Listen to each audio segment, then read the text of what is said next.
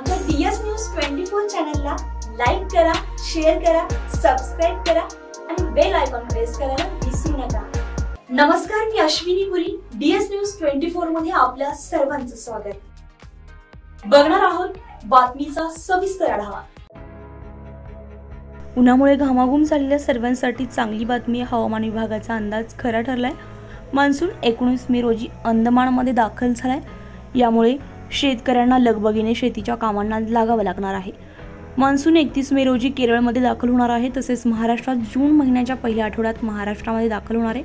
मे महिना सुरू झाला म्हणजे नैऋत्य मान्सूनची वाट सर्वजण पाहतात। यंदा मान्सून अंदमान निकोबार बेटांमध्ये वेळेआधी येणार असल्याचं हवामान विभागाने म्हटलं होतं। IMDने 19 मे ही तारीख अंदमानमधील मान्सूनच्या आगमनाची दिली गेली होती। त्यानुसार अंदमान, मालदीव, कोमोरींच्या काही भागात दाखल झालाय। बंगालच्या उपसागराच्या काही भागात मान्सून पोहोचलाय। मान्सून दाखल झाल्यामुळे अंदमानमध्ये पाऊस सुरू झाला। या संदर्भात ट्विट पुणे हवामान विभागाचे प्रमुख KS होसाळीकर यांनी केले। दरवर्षी अंदमानमध्ये 22 मे पर्यंत मान्सून दाखल होतो। यंदा 3 दिवस आधी झालाय। मान्सून अंदमान निकोबारमध्ये दाखल झाल्यानंतर आता त्याची वाटचाल केरळकडे सुरू होणार आहे।